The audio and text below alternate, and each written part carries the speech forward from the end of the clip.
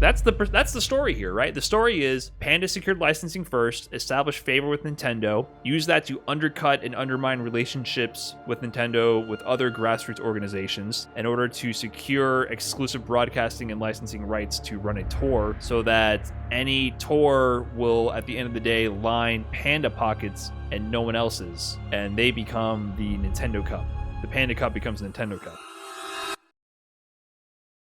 All right, I guess we're going to bring this to YouTube. I don't know why. I just feel like it's pertinent to talk about, and I feel like it'll be a good discussion. All right, guys, so have you heard? There's been a lot of news going around related to the Smash World Tour.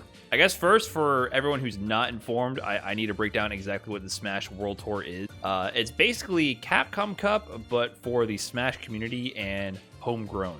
They've been running their own circuit for Smash and Melee. They have their own website. They have a whole format.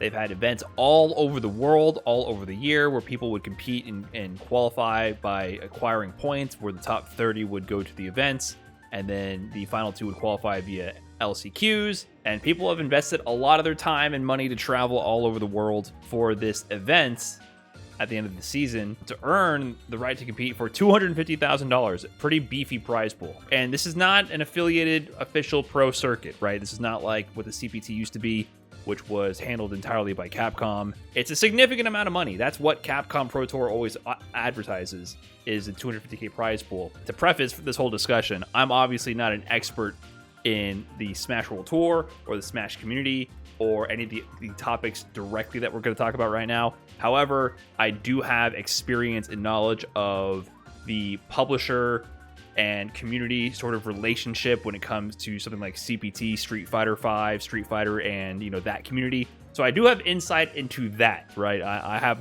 kind of one foot in the door in that world.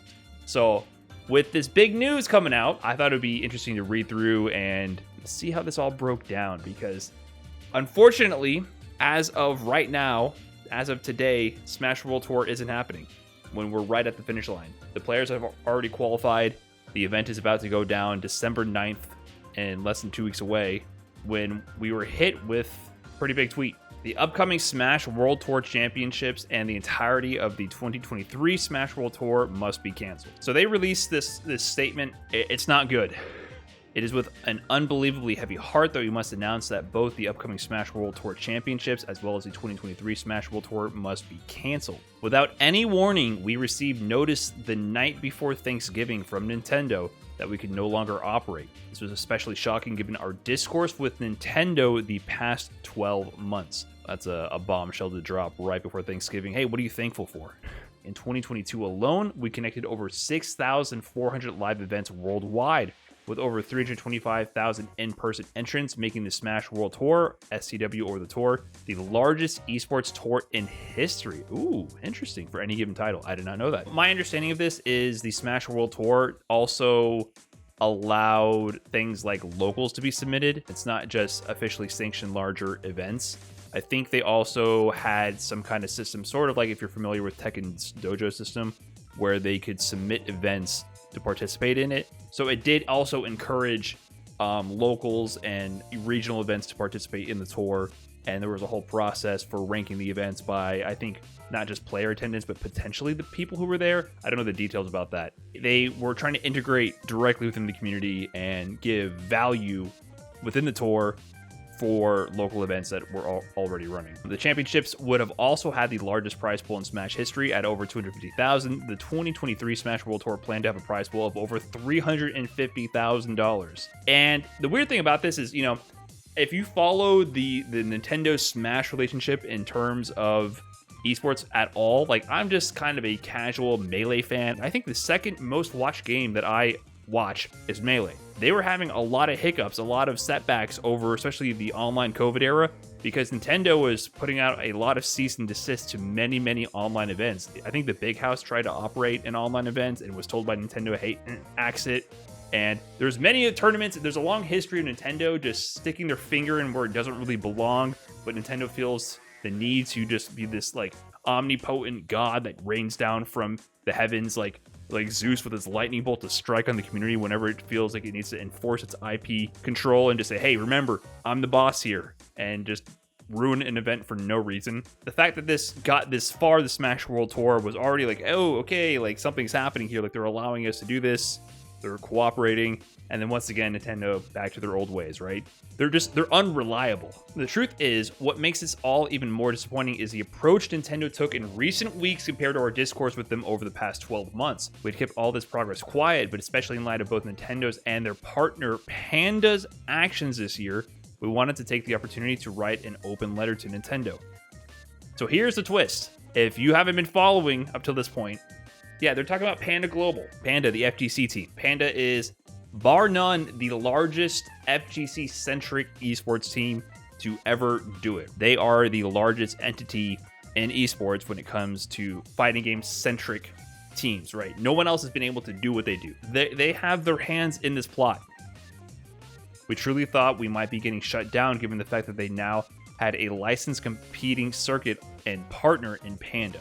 So if you don't know about this, there is the Panda Cup, the official licensed NA circuit for Super Smash Bros. Ultimate and Super Smash Bros. Melee by Panda Global in partnership with Nintendo America. So they became the actual licensed tour. Smash World Tour is not officially affiliated with Nintendo. So this was a similar tour concept, right? Like they had people qualify, people competing in events. I remember seeing the teaser trailer for this and being kind of excited, like, oh, cool, Nintendo's doing something nice. Panda's making moves, like making things happen. But the prize pool is also less. They're like competing for $100,000 instead of $250K. And this is taking place, I believe, right after the Smash World Tour. So this is happening December 15th through 18th. So imagine Smash World Tour actually happened. Smash World Tour was going to conclude on December 9th, 10th.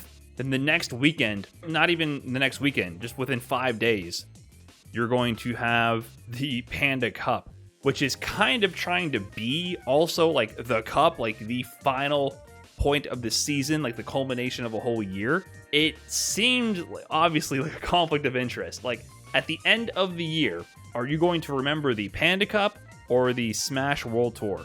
A lot of the players in the Panda Cup are also in the Smash World Tour. So it's clearly a conflict of interest.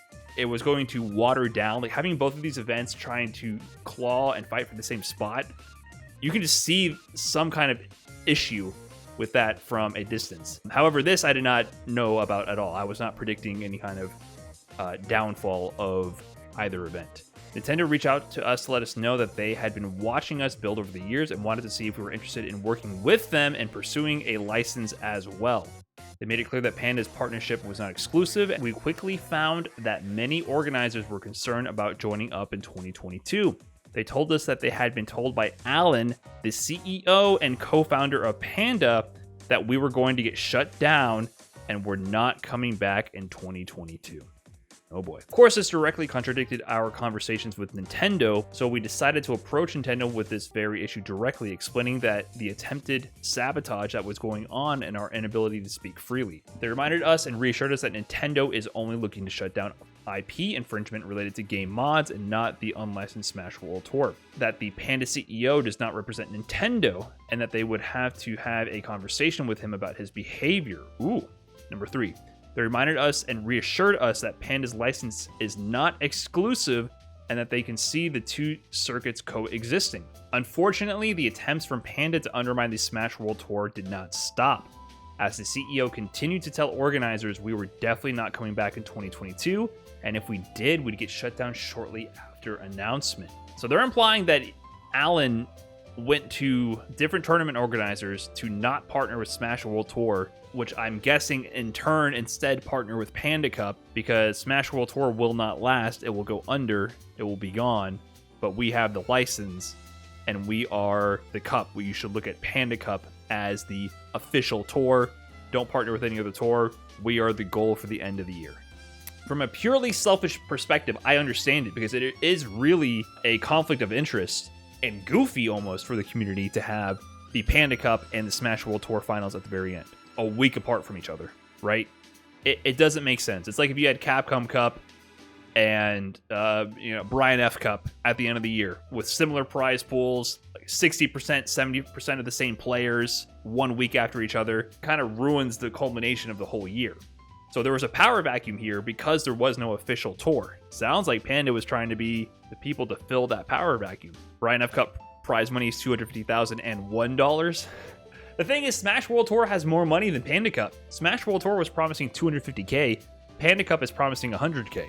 Furthermore, organizers were told that their individual events would also be at risk if they were on the Smash World Tour. A few organizers told us this directly as the primary reason that they did not participate in the tour this year, which we completely understood. Panda Cup. Around this same time, Panda Cup began heavily recruiting events for their circuit. The CEO continued to tell organizers we would be getting shut down shortly, and also added that any events that participated in the Panda Cup would not be allowed to be on the Smash World Tour.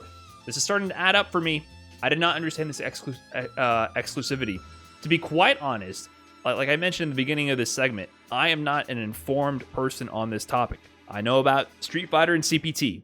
I honestly, honest to God, I thought Smash World Tour and Panda Cup were the same thing for a while. I was looking at individual tweets coming across my timeline for the past year, and I saw the qualifications for Panda Cup. I saw qualification announcements for Smash World Tour. I was keeping up with it from, a bird's eye view. I literally thought they were the same thing. I think the issue is it could be conflated to the uninformed observer, aka me, but I did not realize they were fighting for exclusivity at events. This exclusivity surprised us not only because of our Nintendo conversations regarding coexisting, but also because we were not exclusive. And even back in January, we told organizers that they could be on both with zero issues from us. The CEO of Panda wanted broadcasting rights to be included as part of the deal of the events joining the Panda Cup. Most of the events refused to break their contract, so Panda approached Beyond the Summit directly to try to get the rights released. BTS had very little motivation to give up broadcast rights for free, so they declined to get involved, causing the CEO of Panda to escalate things quickly. We were told he made a variety of threats to be on the summit, including shutting down their entire Smash operation in 2023 if they did not eventually join Panda Cup. After BTS held firm, the CEO of Panda warned that they would get Nintendo directly involved, putting broadcast rights for all tournaments in jeopardy. In the end, most events with Beyond the Summit broadcasting contracts chose to side with Beyond the Summit and did not join the Panda Cup after all the turmoil. I guess they called your bluff. After many events declined, Panda had no choice but to pursue events that were already on the Smash World Tour, meaning they would have to drop off the Smash World Tour mid-season to join Panda Cup. For many organizers, this was a deal breaker as they saw no reason that their event could not have points count towards both circuits. Okay, people are holding strong. See, at first I thought it sounded like Panda was about to bully everybody into dropping the World Tour and dropping broadcasting rights, but it seems like it's not working so far. They're like, I decline. At this point, Panda Cup is not left with many events for their circuit. However, at some point in April, the exclusivity rule changed and events became eligible to be on both the Smash World Tour and the Panda Cup. Nintendo was very slow to respond to our many bumps, even though they were aware that we submitted in early April with the intention of announcing the event in July. The shutdown. We were not able to reconvene with Nintendo again until November. That's this month. Nearly 7 months after our application submission. At this point, we were only 1 month out from the championships. Finally, last Wednesday evening, November 23rd, 6 days ago, we had our most recent call with Nintendo. Our Nintendo rep opened by letting us know that they are being asked to deliver the news that going forward, Nintendo expects us to only operate with a commercial license, and that we would not be granted one for the upcoming championships or any activity in 2023. We received this in writing as well. As a last-ditch effort, we asked if we could continue running the championships and the tour next year without a license, and shift our focus to working with them in 2024. We alluded to how the last year functioned in that capacity with a mutual understanding that we would not get shut down and focus on the future. We were told directly that those times were now over. This was the final nail in the coffin given our very particular relationship with Nintendo. This is when we realized it truly was all being shut down for real. We asked if they understood that the ways that would be made if we were forced to cancel, and Nintendo communicated that they were indeed aware. They got strung along for an entire year and just said, no thanks? Brother, the championships are in a week and a half. So they gave him notice on the 23rd. So they gave him 2.5 weeks to shut down. 2.5 weeks prior to the championships occurring, after the full tour concluding, the qualifiers making travel arrangements, people preparing to come from all over the world. And then they told them 2.5 weeks before the event began, the night before Thanksgiving, that no thanks, see you never. They had many opportunities to just say, it's not going to work out. Interesting. But Panda Cup's still going on, huh? And they wouldn't even give the reason. I feel blue-balled by this. Tell us the reason. Just come out and say it. Just say it. It's hurting me to read this because there's no conclusion. Nintendo originally communicated that their goal was to make both the community and commercial licensing available and transparent in regards to requirements, like many other game publishers. Capcom does that. That is how Capcom operates. There's been hiccups there, but they do have a license. Whether the commercial license is justifiable or not, whether that has issues or not is another question. Capcom Pro Tour has been running for a long time, and I just feel like at moments like this, I kind of appreciate Capcom a little bit more, even though they've made a lot of screw-ups. They can do better, for sure. The grass isn't always greener, is what I could also say. Now it has reverted back to being very secretive with no clear guidelines and a willingness to abruptly shut down community efforts, even after giving many indications that would not happen. So yes, this was an open letter, as they stated, from the perspective of the Smash World Tour organizers. So obviously, these claims, this version of the story, these recountings are from that perspective.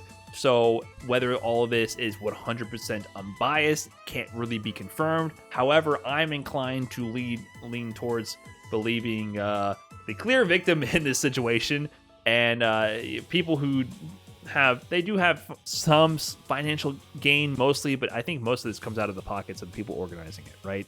So it's hard to buy into a super hardcore bias beyond, hey, we wanted to do something cool for the community and get players paid and shine a light on regions all over the world and encourage people to compete in all sorts of scenes, not just, Smash is very heavily focused on USA, not even NA, USA, even more so than like a Street Fighter, right?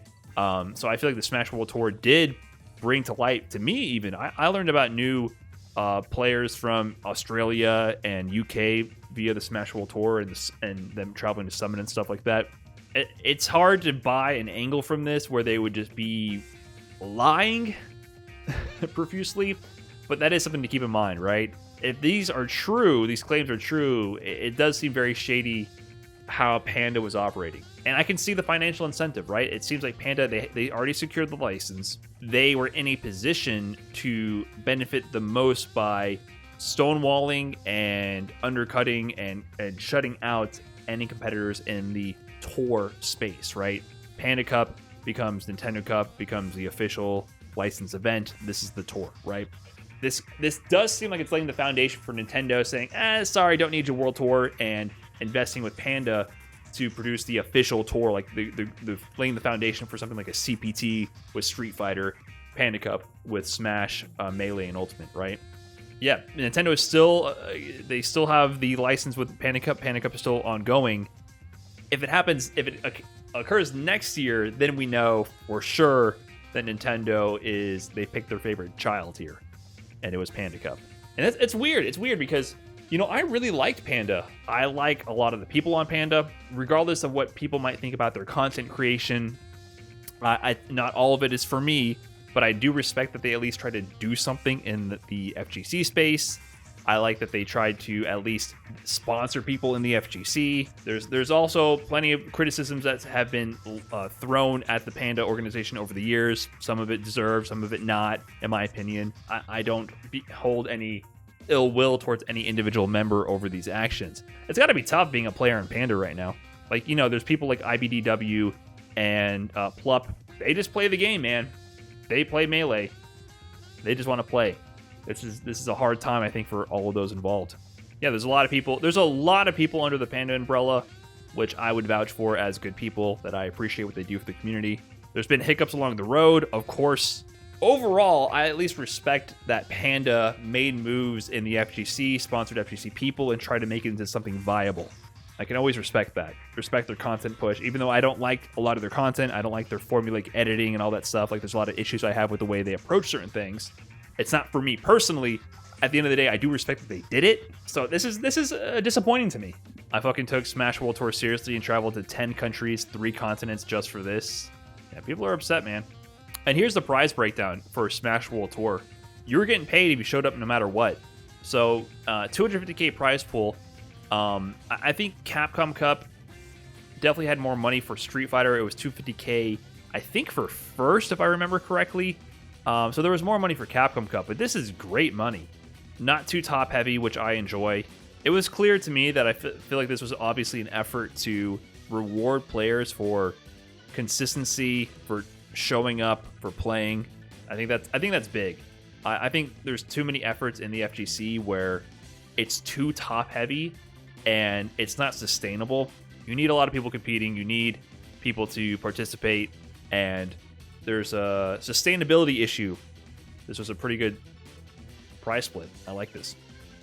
Not happening though. VGBC, uncertainty regarding VG Bootcamp's future. Nah, man, not VG Bootcamp. Uncertainty regarding VGBC's future. It is with much regret that we announce that we must cancel both the upcoming major VGBC Smash events Glitch, Duel of Fates, and Double Down 2023. We are hopeful that this does not mean we will not be running major events in 2023, just that our future is currently uncertain. But it does feel very insidious, I guess, to have the antagonist be on the inside. It was Panda sicking Nintendo on people to establish their own control of the competitive scene in Smash so that they become the top dogs and it all funnels through them. That's the story here, right? The story is Panda secured licensing first, established favor with Nintendo, use that to undercut and undermine relationships with Nintendo with other grassroots organizations in order to secure exclusive broadcasting and licensing rights to run a tour so that any tour will, at the end of the day, line Panda pockets and no one else's, and they become the Nintendo Cup. The Panda Cup becomes Nintendo Cup. LD. Who's LD? Beyond the Summit. Alan spent several months basically running a protection racket, telling TOs, including BTS, it'd be a shame if your event got shut down for being unlicensed in an effort to scare them into signing onto the cup. BTS will absolutely never participate in a circuit led by Alan. That's a public statement there. VGBC has been a pillar of the Smash community for over a decade, and as a fellow TO, it's absolutely gut-wrenching to see the Smash World Tour get rug pulled basically a week before their biggest event ever. The damage is enormous, and we urge Nintendo to listen to the community and reevaluate their relationship with the Panda Cup and Alan going forward. This is wild! This is wild.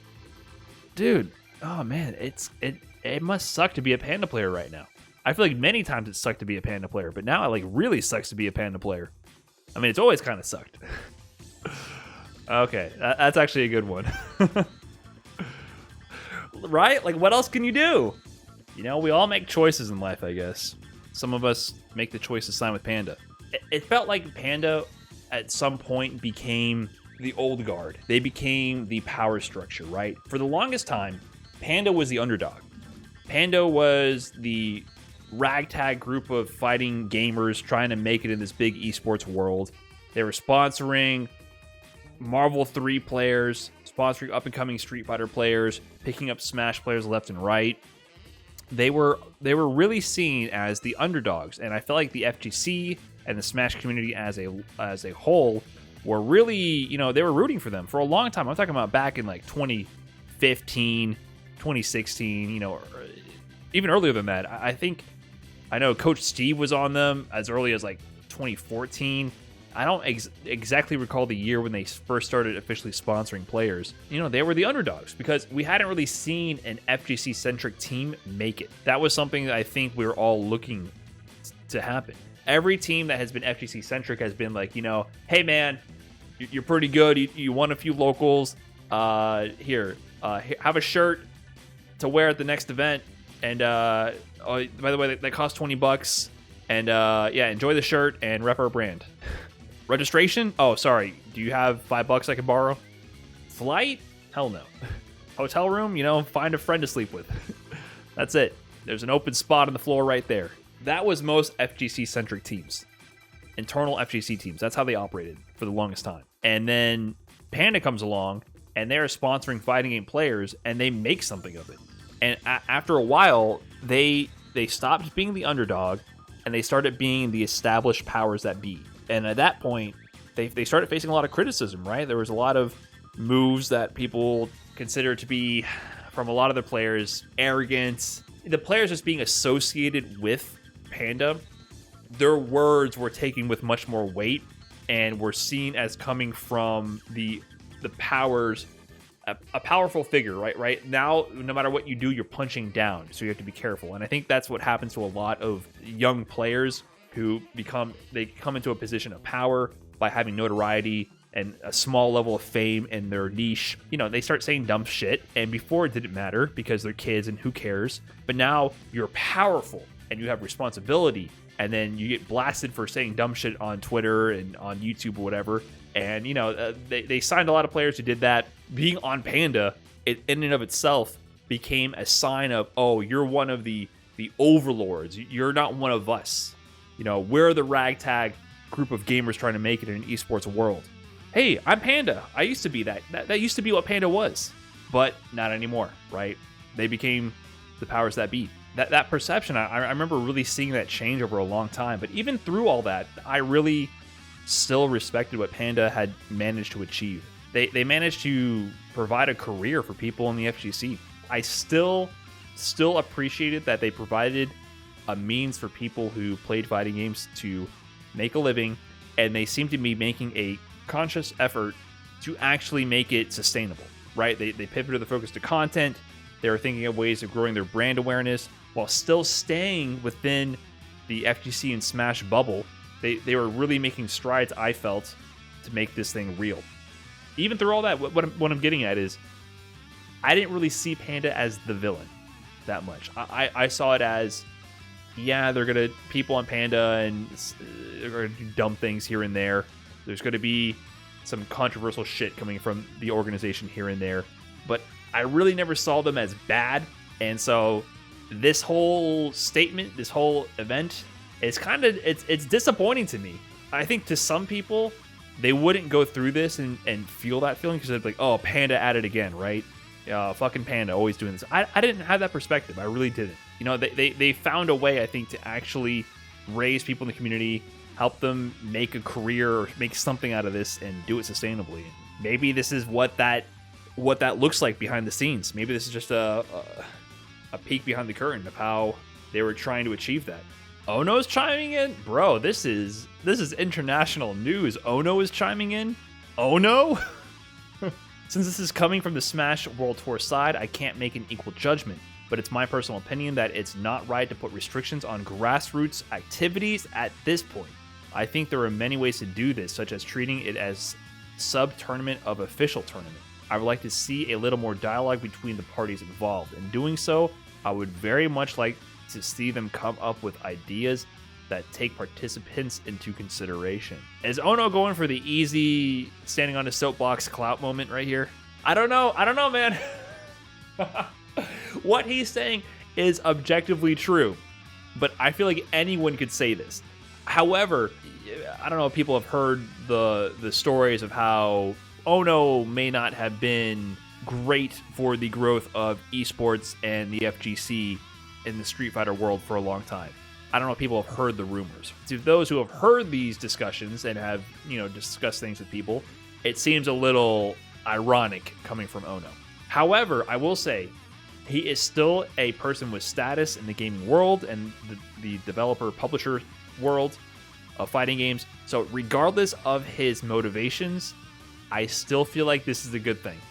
I think that it's good that someone in the industry is chiming in here because maybe he has sway, right? Maybe he can influence something.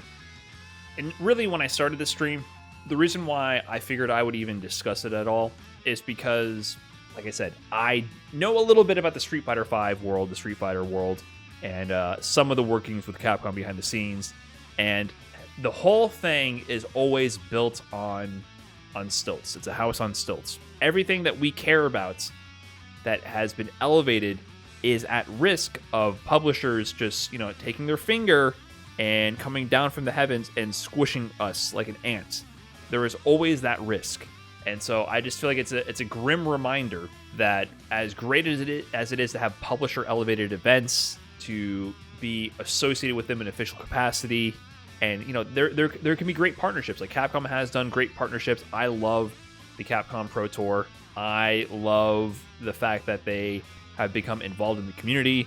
They do things like sets. The World Warrior program, I think, was a great addition when we had to pivot to online tournaments. Even though their licensing, I think there's questionable decisions that have been done with their licensing, and there's risk that they put on certain events and certain local scenes. I feel like overall, Capcom has made at least an attempt to move in a positive direction with the community. I can say this made me a little bit more thankful for Capcom for not completely pulling a Nintendo on us. But it's a reminder to keep your local scene alive. And it's just a reminder that we can't totally trust publishers, right? We are not esports for this sort of reason, in the sense that we cannot trust publishers. We just can't. People who are organizing online events, people who are organizing locals, people just gathering to play and doing their own thing, their own content, everything else on their own, that needs to continue. And there needs to be an effort from all parties involved, no matter how much a publisher gets involved, no matter how much. I think Capcom personally has struck a good balance. I think so far they've done a good job of just investing in the local communities and getting involved in a positive manner. So I hope it doesn't take a turn for the worst. But yeah, it's just a reminder, you know, yeah, publishers aren't your friends. Exactly. They're not your friends. It's a business at the end of the day. They can make their own decisions with their own IP. Unfortunate reminder here with the Smash World Tour.